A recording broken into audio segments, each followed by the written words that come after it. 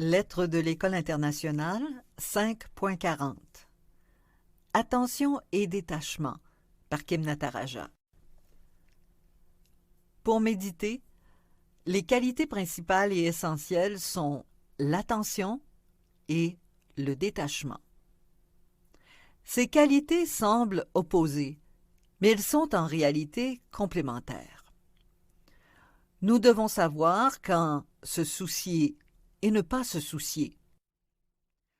Nous devons nous tourner avec attention et fidélité vers notre mantra et renoncer temporairement à nos pensées et nos préoccupations.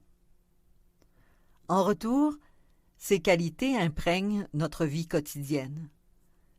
Nous devons savoir quand il importe de concentrer notre attention sur quelque chose pour que les choses puissent changer et quand ignorer l'inévitable.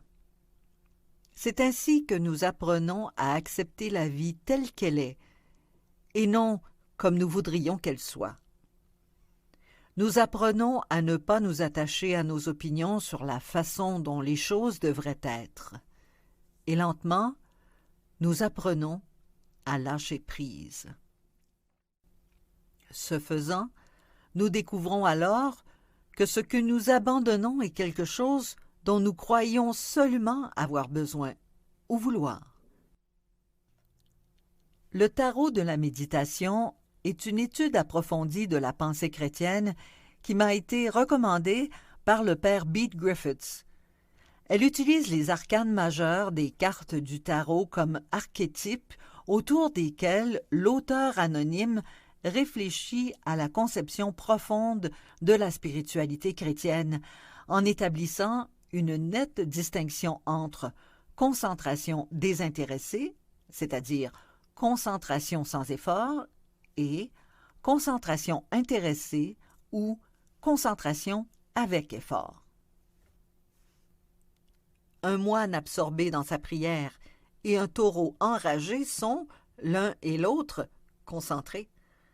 Mais l'un est dans la paix de la contemplation, tandis que l'autre est emporté par la rage. Les passions fortes se réalisent donc avec un haut degré de concentration. Il ne s'agit pas, en fait, d'une question de concentration, mais plutôt d'obsession. La vraie concentration est un acte libre dans la lumière et la paix.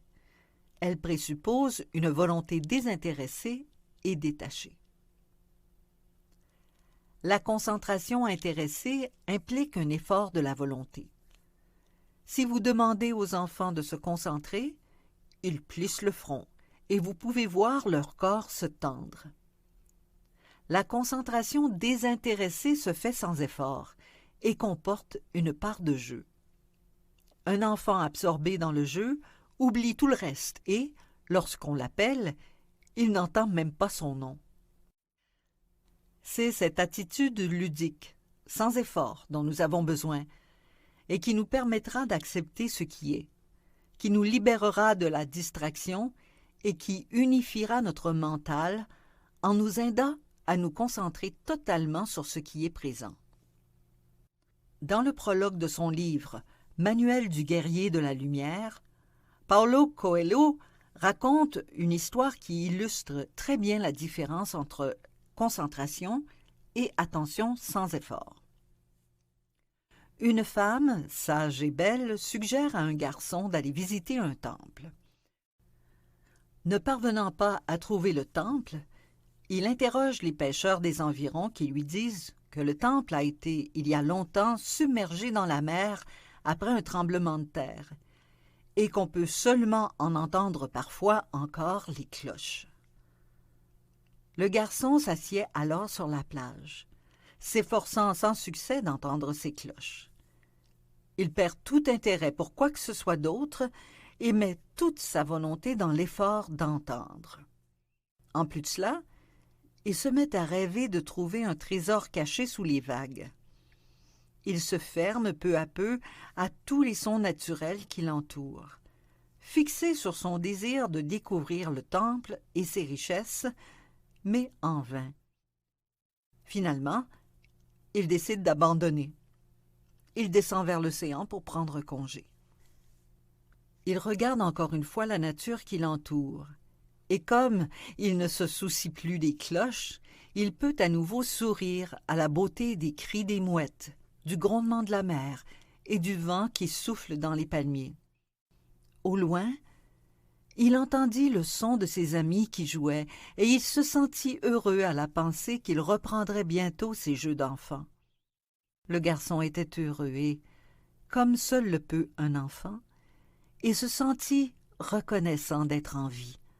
Alors, parce qu'il écoutait la mer, les mouettes, le vent dans les palmiers et les voix de ses amis qui jouaient, il entendit aussi la première cloche, puis une autre, et une autre encore, jusqu'à ce que, à sa grande joie, sonnent toutes les cloches du temple submergé. Sans effort, sans essayer, sans vouloir accomplir quoi que ce soit, mais en acceptant ce qui est, nous entendons le silence et devenons le silence. La musique entendue si intensément qu'on ne l'entend plus, mais tu es la musique pendant que joue la musique. Seule l'acceptation de soi, y compris de nos pensées et de tout ce qui nous entoure, conduit au silence, et le silence en retour conduit à la connaissance de la vraie réalité et de la vérité de notre être.